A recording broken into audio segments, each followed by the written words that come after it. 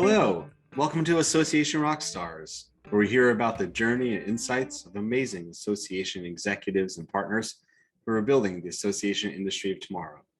I'm your host, Lowell Aplebaum. I'm the CEO of Vista Cova.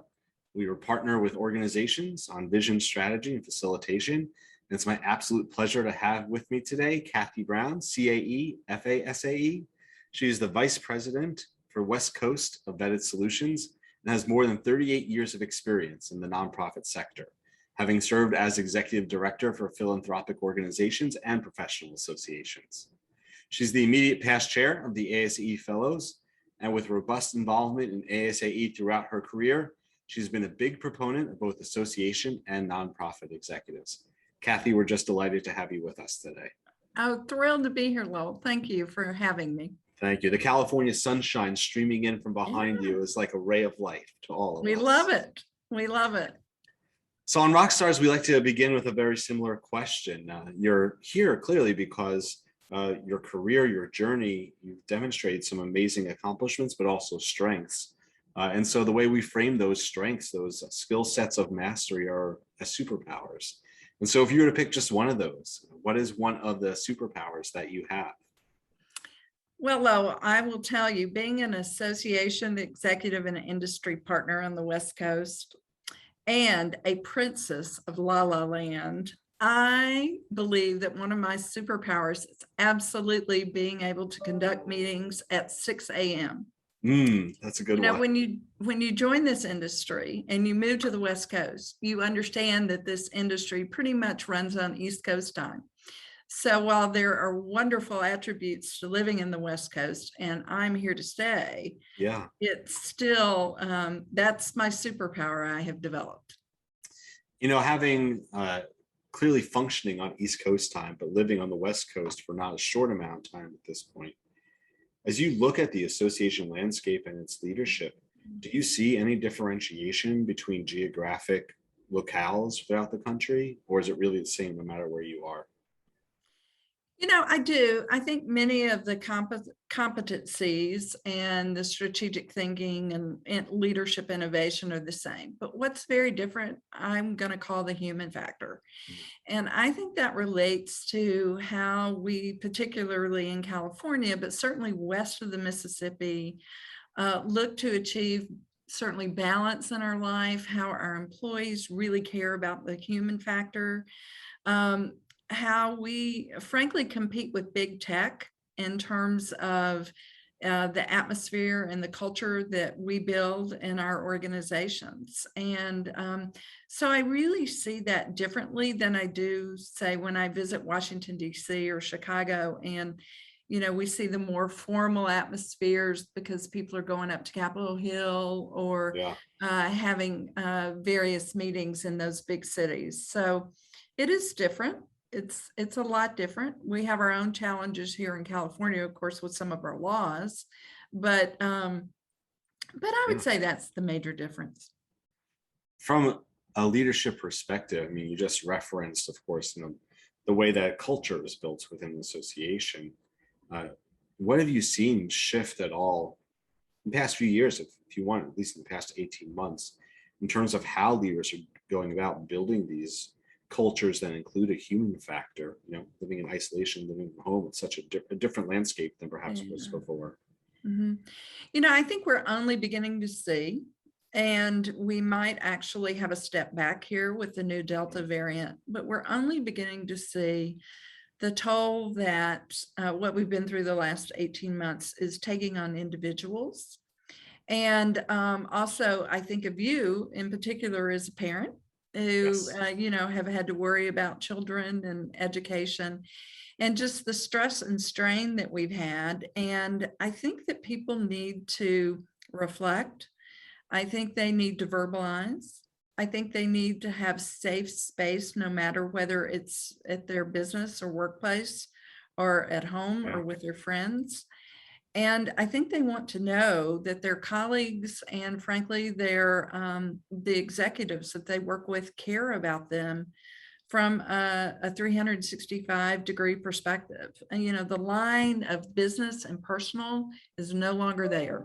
Yeah, it seems as you see the background of like where you live and not just the office and the, the place you create in a professional setting, that line is definitely integrated much more so. Successful leaders that you're seeing that are doing a good job in leading in that environment where they think holistically, right, about not just the work to be done, but about the people they're in charge of to do it. What are some characteristics you're seeing of those that are doing it really well? What are they demonstrating? What are they prioritizing? Sure.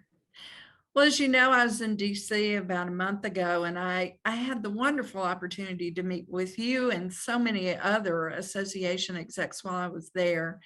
And, I noticed the extreme flexibility everybody is having in trying to understand where their staffs are right now, but also realizing the realization that they're not going to be able to get the same culture or a culture near to the culture they had before unless they can somehow pull their teams together.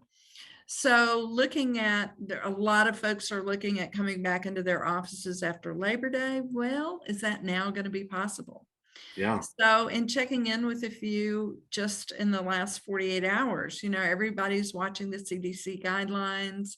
Everybody's trying to do the best they can to ensure that their teams are culturally sound, but realizing that it may be delayed even further, which is tough, really tough. The emotional element in that is real, right? Because without stability, we're in flux back and forth. Right. In your own journey, your own path, I know that you've had a variety of different leadership roles, executive roles. If we went all the way back to where you sort of first entered into the nonprofit philanthropic association space, what was your first step in the journey? Where did you find the opportunity? Well, I'm a nurse by education. And so I was literally plucked out of the operating room of a children's hospital to be the board chair of a national nursing association. And once I looked at some of the wonderful women that were leading the Association of Operating Room Nurses back in those days, and we're talking years ago, I just got so inspired about what associations could do. And I was lucky enough to then be recruited by a multiple management firm that managed nursing associations. And that was the beginning of my journey. So as you went into that journey, it's clear that you have a high level of insight when it comes to the emotional intelligence radar needed in leadership. Is that something that's always been there for you? Is that something that you developed along the way? The interesting thing for me is you develop that as a nurse, and you develop it perhaps too much as a nurse. And so I'll never forget my boss at the time when in my first association job said, you can't treat every meeting like an operating room. You have to understand that, there's this tension between getting business done and caring for individuals. And so, through the years, I've honed that a bit. I will tell you, Lowell, that early in my career, I maybe went too hard at the business approach. And then, in moving to California, you really do adapt pretty quickly to the spirit out here.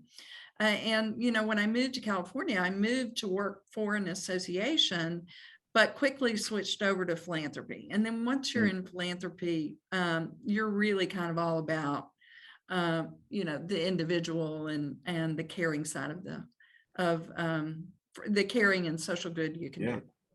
Do you feel like there's any larger life lessons, business lessons from the philanthropic side, right? From that you learned in your leadership there, that those on the professional or trade association side should really try to learn and incorporate into how they run their organizations? Yeah. Well, one thing is, there's an assumption out there that it's not necessarily that easy to jump from the association side to the philanthropy side. But I will tell you, I disagree with that, because I think it's a matter of models and frameworks, and that you can quickly adapt one to the other. That said, the emotionalism in dealing with the various communities you deal with in philanthropy you Yeah. know, that can be at an all-time high, depending on what's going on in the world. For example, I've done a lot of consulting and work in the HIV/AIDS space. Well, that space right now is the community is very heated over some recent press with a particular musician and celebrity. And, you know, the emotionalism just can climb so quickly, so high so quickly, that you have to help your volunteers in your community understand that, yes, there's a place for emotionalism, but let's see past that and see what we can do to further our cause. Yeah. You know, as you think about the role that you've played in both the philanthropy side, the association side, and the one that you see in the leaders that you discovered today, I'd be interested in your perspective on what does it look like when an executive is doing the right size job of championing their organization, of being the voice for that mission to helping elevate it. When they're doing that well, what does it look like when a leader is doing that well? You know, I think it looks like in today's world, which is Yeah. different. I would have answered this different 18 months ago, probably. Well, I'd love to hear what it would have been 18 months ago and then today's world. Oh, okay. Well, 18 months ago, I think you would have said the typical thing, that it's, you know, an innovator, an entrepreneur, somebody that can work with the board and either be, you know, the front and center role, Yeah. or, you know, work with a chair of a board and mentor them in that role.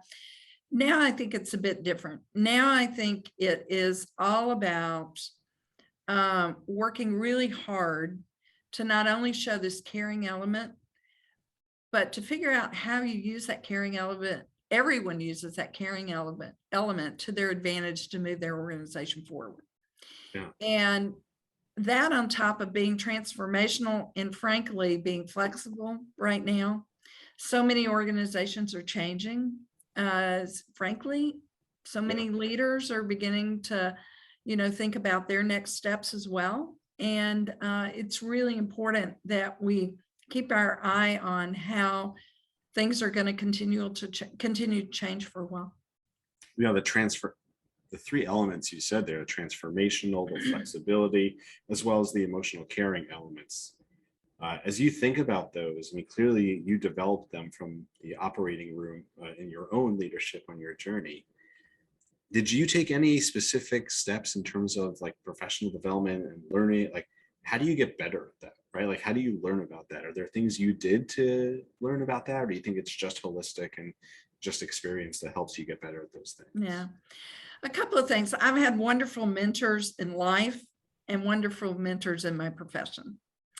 And I got involved in ASAE when I was very young in the space. And, you know, I've watched and learned from so many of the particular women leaders in ASAE through the years. I think for we women, a lot of it is paying it forward.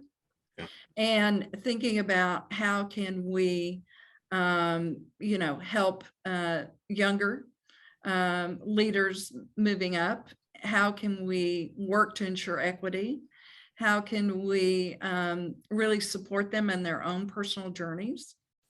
And kind of be for them, be there for them, no matter what they're experiencing in their life. And, you know, I think the beauty of it for everyone, not just women, is that we all get to have those role models and those mentors, more than one, in every aspect of our life. And I think that's critically important. You know, the topic of mentorship often comes up in the conversations. One of the things that I'm interested is that it seems like such an essential element in the successful leader journey, right? To have those that both you learn from as well as those that can learn from you. But it seems the model of mentorship that was perhaps once traditionally defined is shifting. And I'm interested in your perspective as you think, what does mentorship, quote unquote mentorship, right, look like in this day and age? Whether it is the empowerment of women, which is clearly a great place to dedicate mentorship resources to, or across the diversity landscape, right, to be a place that elevates, that amplifies voices and potential that you see in others. Yeah. Do you have any thoughts of like what does mentorship look like today? I think it looks like being whatever the mentee needs. Mm. And if you can't be that, then helping the mentee find, what it is that they need. And I do think it's across the board. I don't think, for example, I have some very close relationships with some of our younger ASAE fellows. Yeah. And, have had just great kind of mentoring conversations with them that have been really, really terrific. So I do think that. I also use a term Lowell called reverse mentoring. Mm. And there are younger people in my life, whether they be family like my nephew or whether they be coworkers that, mentor me.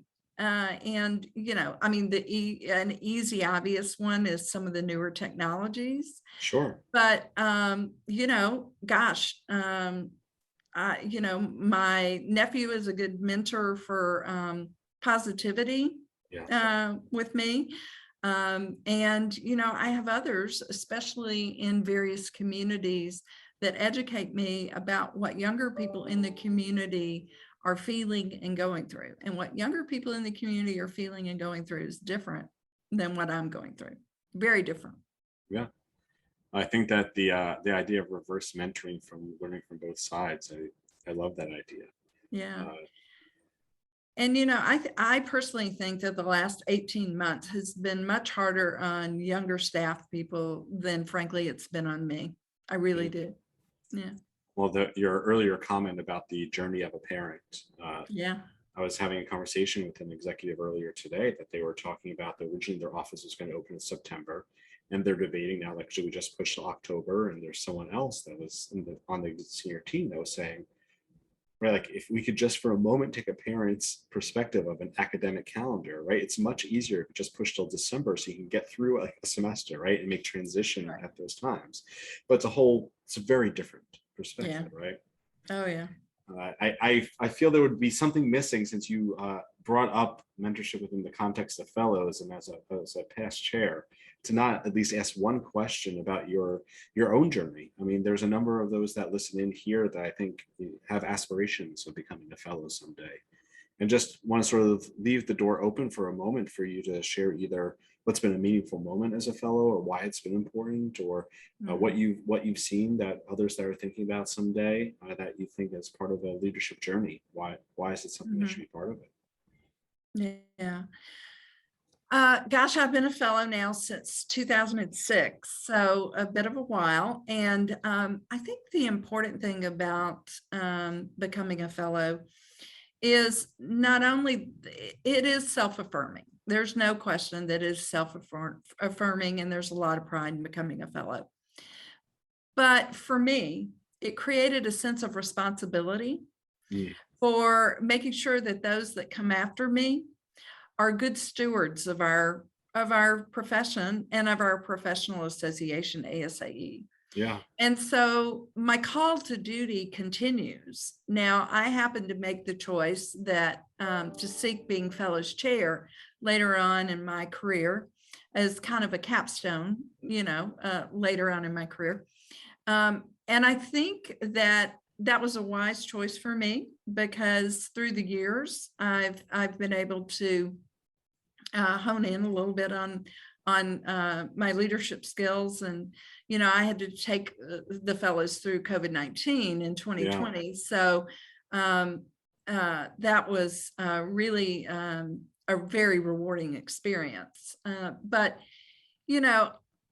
I think the important thing for fellows to always remember is we were selected because we, have done some things in our professional career and in our association, but we can't give up after we've become a fellow. We have to continue to pay that forward and ensure the ones that come after us are good stewards of the association, profession, and ASAE. Well, that is certainly something throughout the career that you've continued to demonstrate is your stewardship and your contribution to the field. As we already so fast get close to time. Oh gosh. You talked about the idea, the idea of legacy, of what you leave behind.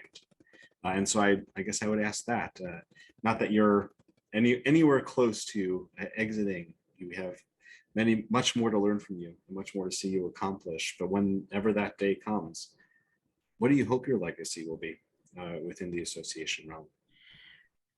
I hope that people will remember the help and the caring that I gave to them and demonstrated. I hope certainly in my personal relationships in life, that people will remember that, remember the caring, but also remember that some of the work that I did created an awful lot of good in the world. And that's particularly some of my philanthropic leadership. You know, I certainly feel like that I've contributed to some of the fields that I've been in the philanthropic world, but I hope others see it that way too. I do. I have no doubt they do. And you know, the caring as a theme throughout.